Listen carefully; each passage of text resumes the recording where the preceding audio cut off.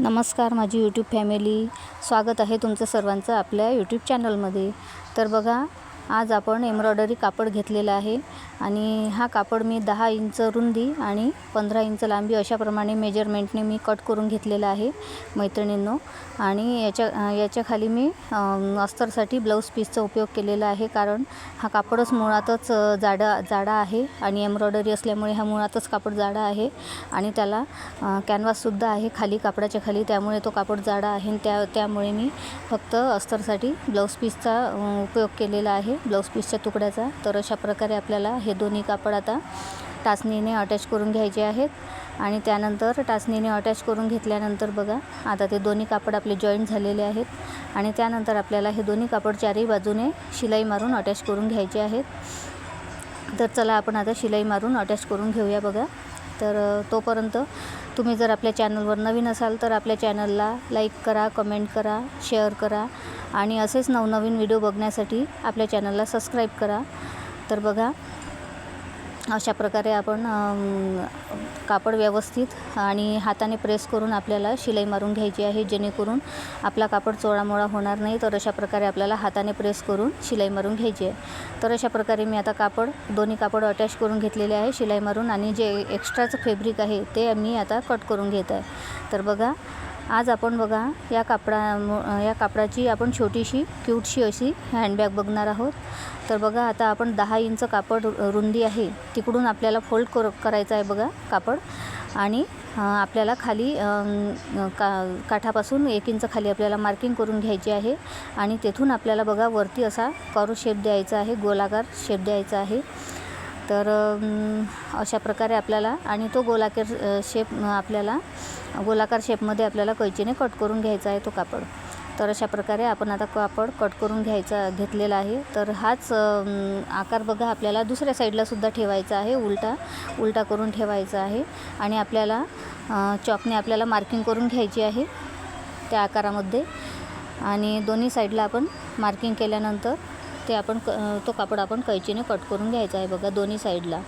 तर अशा प्रकारे आपल्याला गोलाकार आकार आपण देऊन घेतलेला आहे। त्यानंतर आपल्याला रुंदीच्या साईडनेच आपल्याला कापड फोल्ड करून दोन्ही साईडला बघा कापडाचा मध्य काढून घ्यायचा आहे आणि आपण बेल्ट लावण्यासाठी बघा या रेडीमेड स्ट्रीप घेतलेल्या आहेत।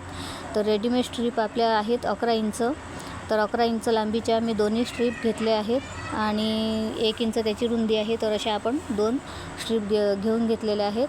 तर बघा, आपण जेथे आता कापडाचा मध्य काढलेला होता ना, तर त्या मध्याच्या दोन्ही साईडला बघा आपल्याला 2-2 इंचावर मार्किंग करून घ्यायची आहे। तर एका साईडला 2 इंच आणि दुसऱ्या साईडला 2 इंच अशा प्रकारे मी दोन्ही साईडला 2-2 इंचावर मार्किंग करून घेतली आहे।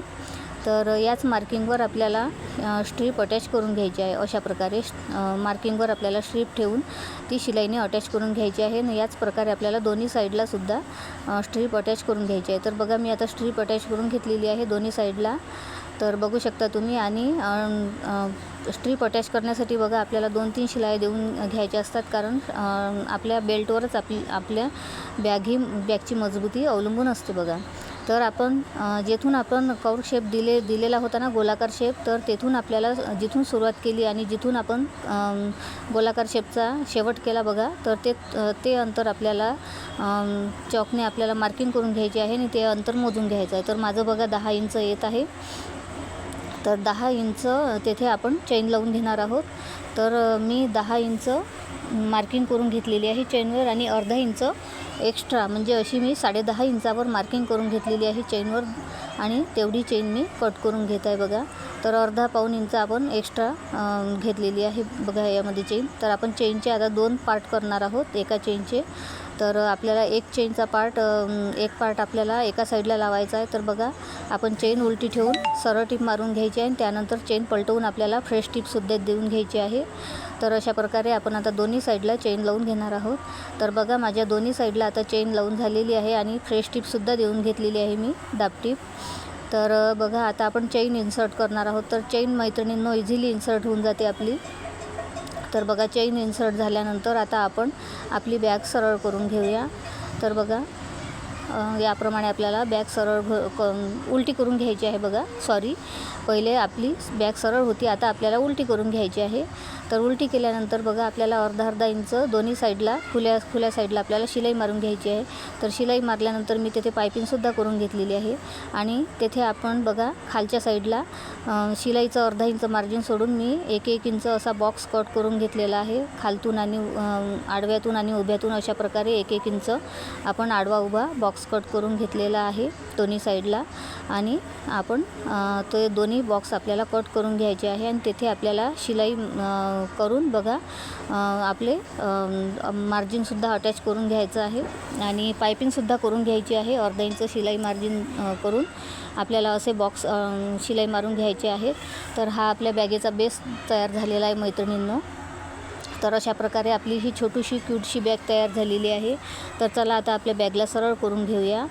तर बघा अशा प्रकारे, आणि कोपरे वगैरे असतील तर ते व्यवस्थित काढून घ्यायचे बघा आपल्या बोटाने. तर अशा प्रकारे आपली ही छोटीशी क्यूटशी बॅग तयार आहे मैत्रिणींनो. तर बघा किती सुंदर दिसत आहे.